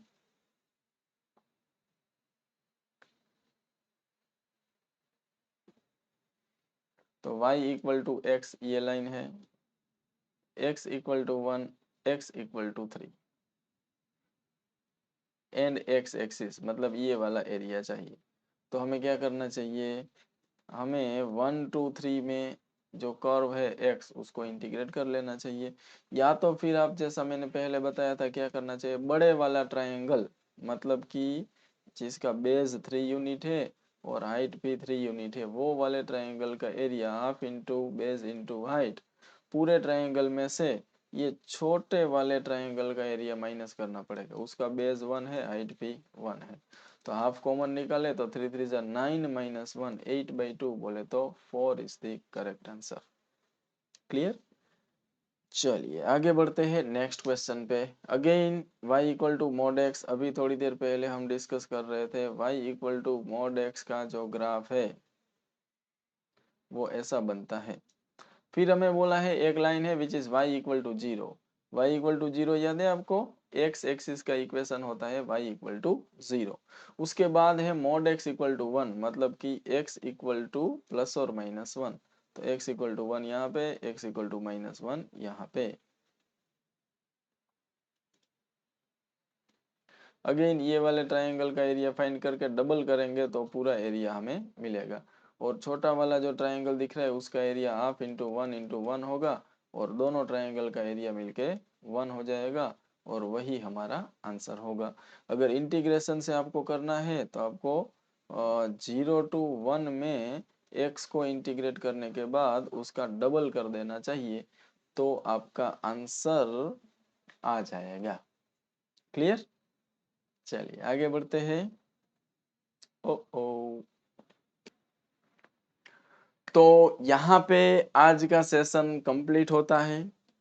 उम्मीद करता हूँ कि आज के सेशन में बहुत सारी चीजें आपने सीखी होगी एंड सबसे इम्पोर्टेंट जो मेरा गोल रहता है वो ये कि आपको कभी भी ऐसा ना लगे कि आपका टाइम वेस्ट हुआ है, क्योंकि अगर आप इस वीडियो तक पहुंचे हैं तो आपका हैबिट होगा कि YouTube से आप कुछ ना कुछ सर्च करके थोड़ा बहुत ही सही लेकिन प्रिपरेशन कर रहे होंगे। तो मैं आपको गारंटी दे सकता हूं कि इस वीडियो में जितने टाइम इंटरवल में, जितने ड्यूरेशन में, जितना कंटेंट आप तक डिलीवर हुआ है, मुझे लगता नहीं है कि बाकी नाम के जितने भी बड़े बड़े प्लेटफॉर्म है वहां से, मैं कंटेंट की बात नहीं कर रहा हूँ, इतने टाइम इंटरवल में आप तक जो कंटेंट पहुंचा है मैं उसकी बात कर रहा हूँ। मुझे लगता है इतने मिनिमम टाइम में इतना कंटेंट जिस वीडियो में अवेलेबल है, ऐसे बहुत कम वीडियोस यूट्यूब पे अवेलेबल होगा जिसमें से एक वीडियो आपने देखा है और मैं उम्मीद करता हूं आपने एंड तक देखा होगा। और इसके पीछे रीजन है, ऐसा इसलिए होता है कि मेरा टारगेट सिर्फ और बिल्कुल क्लियर है कि बच्चों को बिल्कुल मिनिमम टाइम में मैक्सिमम कंटेंट डिलीवर करना। क्योंकि आमतौर पे सब लोग जानते हैं कि एग्जाम के जस्ट कुछ टाइम पहले ही या तो रिवीजन पॉइंट ऑफ व्यू से वन शॉट वीडियो देखे जाते हैं, और ये पर्पस तभी आपका फुलफिल होता है जब उस वीडियो में टू द पॉइंट रह के बात की जाए और बिल्कुल जो टॉपिक है उससे इधर उधर की बातें ना हो, ताकि आपका बिल्कुल टाइम वेस्ट ना हो। और भी चैप्टर्स के वन शॉट वीडियोस चैनल पे अवेलेबल है, आप चाहे तो उसे चेकआउट कर सकते हैं। गुड सेट के प्रीवियस ईयर के पेपर्स अगर आप सोल्व करना चाहते हैं, जीएसईबी के पार्ट 1 का अगर आपको सॉल्यूशन चाहिए तो सारे पेपर्स सोल्व किए हुए अवेलेबल है। केमिस्ट्री के रिलेटेड कुछ मटेरियल भी अवेलेबल होगा, तो अगर उसमें आपका कोई रिक्वायरमेंट है तो वो भी आप चेकआउट कर सकते हैं। इसके अलावा अगर आप गुडसेट की एग्जाम के लिए सीरियसली प्रिपरेशन कर रहे हैं तो लास्ट 5 ईयर का पेपर एनालिसिस भी किया हुआ है। इससे आपको ये आइडिया मिलेगा कि मैथ्स के पेपर में टोटल 40 क्वेश्चन में से कौन से चैप्टर में से कितने क्वेश्चंस आते हैं, एज वेल एज हर एक चैप्टर में 4-5 टॉपिक्स होते हैं, उसमें से कौन सा वो टॉपिक है जिसमें से फ्रीक्वेंटली क्वेश्चन पूछा जाता है। तो वहां से भी आपका प्रिपरेशन आपको कौन सी डायरेक्शन में ले जाना है वो भी आपको आइडिया मिल सकता है।